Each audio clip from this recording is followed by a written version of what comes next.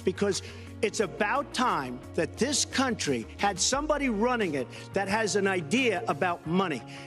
When we have $20 trillion in debt and our country's a mess. You know, it's one thing to have $20 trillion in debt and our roads are good and our bridges are good and everything's in great shape. Our airports are like from a third world country.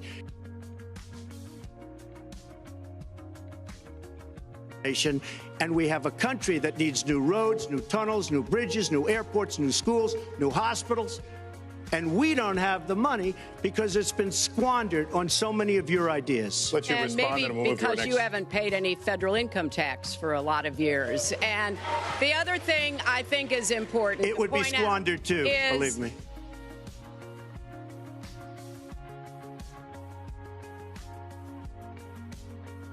4,000 people in Chicago have been killed.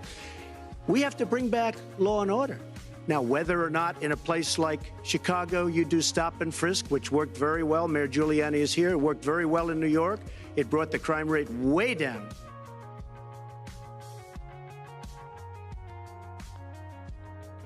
Communities are being decimated by crime. Your 2 minutes expired, but I do want to follow up. Stop and frisk was ruled unconstitutional in New York. African American and Hispanic people, and it's very unfair to them what our politicians are allowing to happen. Secretary Clinton.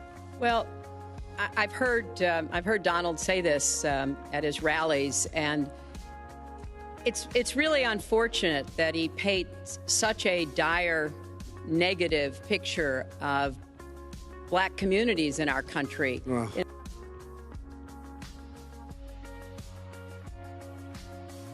I haven't given lots of thought to NATO, but two things. Number one, the 28 countries of NATO, many of them aren't paying their fair share. Number two, and that bothers me because we should be, as we're defending them, and they should at least be paying us what they're supposed to be paying by treaty and contract. And number two, I said, and very strongly, NATO could be obsolete because, and I was very strong on this, and it was actually covered very accurately in the New York Times, which is unusual.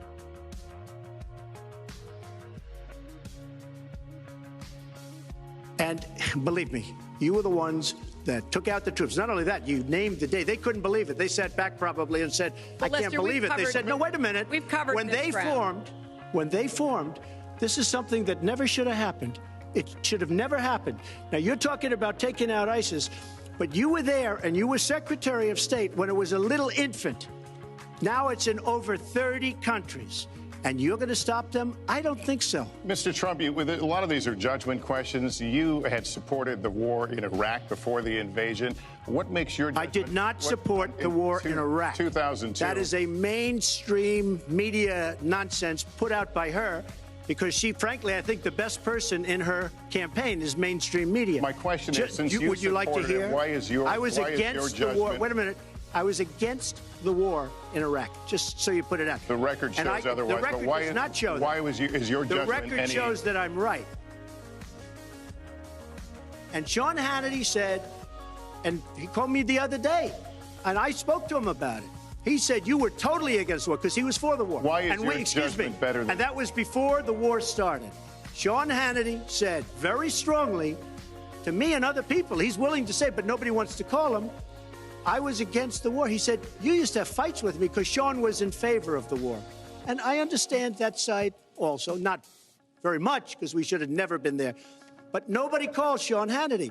And then they did an article in a major magazine shortly after the war started, I think in '04, but they did an article which had me totally against the war in Iraq. Said it's a terrible and a stupid thing. It's going to destabilize the Middle East, and that's exactly what it's done. It's been a disaster. My reference was to what you had said in 2002, and my question was, why is your judgment any different than Mrs. Clinton? Well, I have much better judgment than she does. There's no question about that. I also have a much better temperament than she has. You know, I have a much better. She spent, let me tell you, she spent hundreds of millions of dollars on an advertising, you know, they get Madison Avenue into a room, they put names, oh, temperament, let's go after. I think my strongest asset, maybe by far, is my temperament. I have a winning temperament. I know how to win. She does not know how to win. Clinton. Wait, the AFL-CIO the other day behind the blue screen. I don't know who you were talking to, Secretary Clinton, but you were totally out of control. I said, there's a person with a temperament that's got a problem. Secretary Clinton. Woo, okay.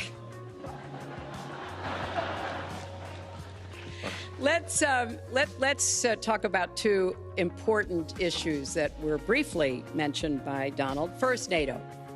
You know, NATO as a military alliance has something called Article 5, and basically it says this: an attack on one is an attack on all.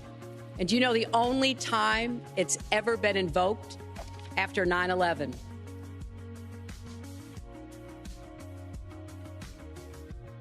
The stamina. I said she doesn't have the stamina, and I don't believe she does have the stamina. To be president of this country, you need tremendous stamina. The quote was, I just don't think she has wait a minute, Leslie, you asked me a question. Did you ask me a question? You have to be able to negotiate our trade deals. You have to be able to negotiate, that's right, with Japan, with Saudi Arabia. I mean, can you imagine we're defending Saudi Arabia, and with all of the money they have, we're defending them and they're not paying? All you have to do is speak to them. Wait, you have so many different things you have to be able to do, and I don't believe that Hillary has the stamina. Let's let her respond.